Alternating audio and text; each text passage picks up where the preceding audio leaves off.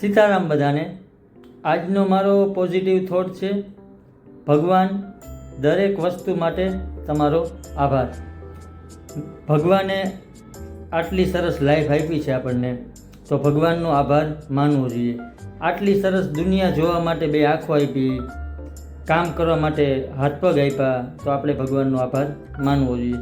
અને મિત્રો, આભારી થવું એક સારી ફિલિંગ તમને આપે છે. હંમેશા આભારી રહો તો તમને લાઈફમાં છે ને ઘણું બધું શીખવા મળે છે. અને લાઈફમાં ગ્રેટિટ્યૂડ અપનાવવાથી હંમેશા તમને છે ને સારી ફિલિંગ આવશે લાઈફમાં. અને અત્યારના ડિજિટલ યુગમાં એવો એટીટ્યૂડ રાખો કે ના, મેં કર્યું, મારા લીધે થયું, હું આ કામમાં હોઉં તો ના થાય, એવું નહીં મિત્રો. આપણે એવું કંઈક ભગવાનને કે થેન્ક યુ ભગવાન કે તમે આટલું બધું મને સારું ટેલેન્ટ આપ્યું કે હું આ કામ કરી શકું છું. આપણે એવો એટીટ્યૂડ અપનાવીએ ને તો આપણે લાઈફમાં ઘણું બધું અચીવ કરી શકીએ. અને લાઈફમાં છે ને મિત્રો, નાની નાની ખુશી મળે ને ત્યાં તોય પણ ભગવાનનો આભાર માનવાનો. કેમ કે જે નથી મળ્યું એનું વિચારીને શું કામ બેસી રહેવું, પણ જે મળ્યું છે ને એમાં ભગવાનનો આપણે આભાર માનવો જોઈએ. અને આપણી લાઈફસ્ટાઈલમાં છે ને ગ્રેટિટ્યૂડ અપનાવી લેવો જોઈએ. ગ્રેટિટ્યૂડ અપનાવી લેશો ને તો તમને છે ને અંદરથી તમારા પ્રત્યે છે ને સારી ફિલિંગ આવશે. એટલે લાઈફમાં ગ્રેટિટ્યૂડ અપનાવી લ્યો તો બહુ ઘણું બધું સારું છે. અને લાઈફમાં કમ્પ્લેન કરીને મિત્રો શું ફાયદો? કમ્પ્લેન કરવાથી તમને જ નહીં ગમે. એની જગ્યાએ જે મળ્યું ને એનો આભાર માનવાનો તમે શરૂ કરી દો તો તમને લાઈફ જીવવાની મજા આવશે. અને જે ભગવાને આપ્યું ને એ સારું આપ્યું. હજી તમે મહેનત કરતા રહ્યો, ભગવાન તમને આપશે. એટલું તમે વિચારો ને તો લાઈફમાં તમે સક્સેસ થવાના ચાન્સીસ તમારા વધુ છે.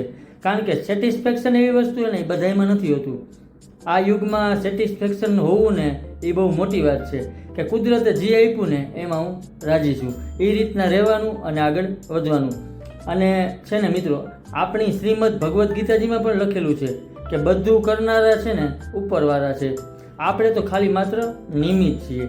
માની લો તમારા લીધે જો કોઈના ચહેરા ઉપર સ્માઇલ આવે, કે કોઈનું તમે સારું કરો, કે કોઈને તમે નાની મોટી મદદ કરી હોય, તમારા લીધે કોઈનું ભલું થયું હોય ને, તો ભગવાનનો છે ને આભાર માનવાનો કે તમને આવા સારા કાર્ય કરવા માટે તમને નિમિત્ત બનાવ્યા.